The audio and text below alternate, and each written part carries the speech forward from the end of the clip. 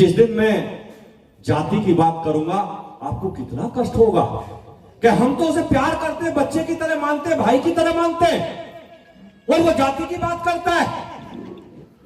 ये कष्ट मैं बांट तो सकता हूं, लेकिन ये कष्ट आपको कभी नहीं दे सकता। मैं कभी आपसे जाति की बात नहीं करूंगा, मैं कभी जाति की राजनीति नहीं करूंगा।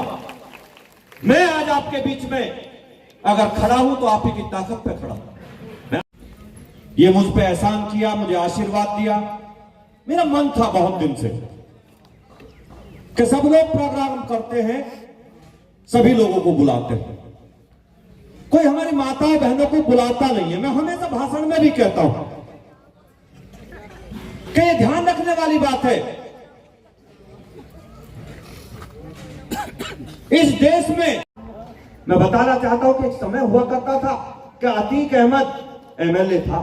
वो एमएलए का चुनाव होते हुए एमपी का चुनाव लड़ा, और जब एमपी का चुनाव लड़ा तो अतीक अहमद ने कहा कि एमपी तो मैं बन गया, अब मेरा भाई यहां से विधायक बनेगा। अगर किसी पार्टी ने वहां से राजू पाल एक पाल समाज का गरीब व्यक्ति, वो वहां से विधायक चुनाव जीत के बना, तो आप सोचती है माताएं बहनें क्या हुआ, पता करना। उस विधायक को अतीक अहमद ने चौराहे पे इतनी गोली लगवाई कि हमारे सामने कैसे चुनाव जीत सकता है, विधायक तो हमारा भाई बनेगा, और राजू पाल की हत्या की गई। लेकिन समाजवादी पार्टी की सरकार में कोई कार्रवाई नहीं हुई।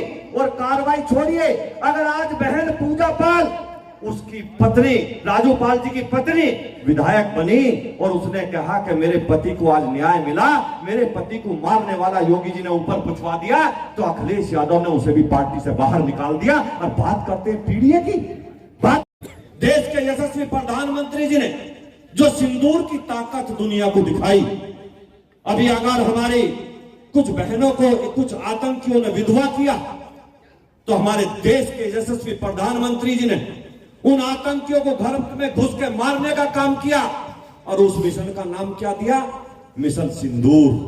सिंदूर क्यों? क्या हमारी माताएं बहनें सिंदूर की ताकत जानती हैं? ये वो सिंदूर है कि जो मरे हुए पति को यमराज के हाथों से भी छुड़ा के ले आती है। ये वो शक्ति हमारे सामने बैठी है, ये वो शक्ति है, ये सिंदूर की ताकत। बहुत लोग सिंदूर पे सवाल उठाते हैं, बहुत सी पार्टियां सिंदूर पर सवाल उठाती हैं। अखिलेश यादव सिंदूर पर सवाल उठाते हैं, तेजस्वी यादव सिंदूर पर सवाल उठाते हैं, और राहुल गांधी तो सिंदूर के बारे में जानते ही नहीं। मैं बताना चाहता हूं अखिलेश यादव जी और उनके चमचों को प्रदेश में बताना चाहता हूं कि तुम लोग सिंदूर की ताकत नहीं जानते। अगर आज प्रदेश में, बिहार में कह दिया, हमारे एक नेता ने यह कह दिया कि अगर चुनाव में जो महिलाएं वोट डालने हैं, हमारी माताएं बहनें यहां बैठी हैं, सब अपना चेहरा दिखा के बैठी है, चेहरा दिखा रही है सबको, क्योंकि कोई मन में पाप नहीं है। जिनके मन में पाप होता है वो चेहरा छुपा के रखते हैं। इसीलिए मैं कहता हूं कि आज पूरे देश में मांग हो रही है कि जब वोट डालने जाए तो बुरखे वालियों का मुंह देखना चाहिए, और तब वोट डालने जानी चाहिए। इसीलिए मांग हो रही है, क्योंकि बुरखा पहनकर गलत काम किया जाए, बुर्का पहनकर आतंकवाद किया जाए, बुर्का पहनकर फर्जी वोट डाला जाए। अगर लोकतांत्रिक देश में इसे बैन करने की मांग कर रहे हैं तो कौन सी बुराई कर रहे हैं? एयरपोर्ट पे जाएंगे बुर्का उठा के मुंह दिखाएंगे, विदेश में जाएंगे बुर्का उठा के मुंह दिखाएंगे, और वोट डालने जाएंगे उनको मुंह नहीं दिखाएंगे। क्यों नहीं दिखाएंगे? मन में चोर है साहब, इसलिए नहीं दिखाएंगे। फर्जी वोट डालने जाते हैं बुरखे की आड़ में। इसलिए मैं हमेशा कहता हूं, मंच से कहता हूं कि पूरे प्रदेश में और देश में बुरखे को बैन कर देना चाहिए। और बुरखा बैन नहीं हो तो मैं पूछना चाहता हूं उन लोगों से जो बुरखे की वकालत करते हैं, जब मुस्लिम लोग हज करने जाते हैं तो वे बोले कि हज करने जाएंगे तो एयरपोर्ट पे मुंह नहीं दिखाएंगे, हज करने जाएंगे तो मुंह दिखाएंगे, वोट डालने आएंगे तो मुंह नहीं दिखाएंगे। ये कहां का न्याय है साहब? ये कहां का न्याय है?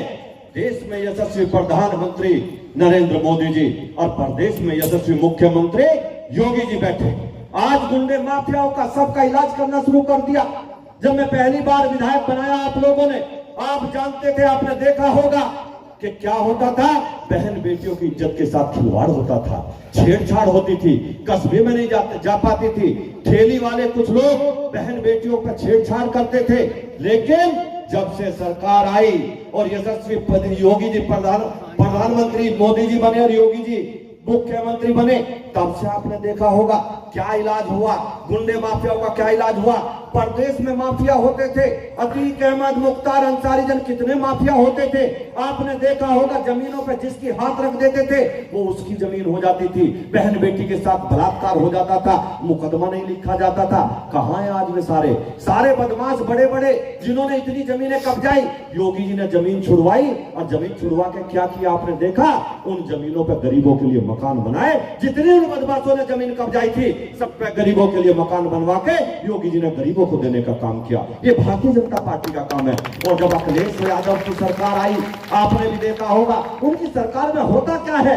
जब प्रदेश में मुख्यमंत्री मुलायम सिंह थे, एक बार वो फोटो आज भी बड़ा चल रहा है कि वो कौन सा बदमाश था, वो अतीक अहमद के घर चले गए तो अतीक अहमद ने खुद हाथ नहीं मिलाया, मुख्यमंत्री से हाथ किसने मिलाया, अतीक अहमद के कुत्ते ने।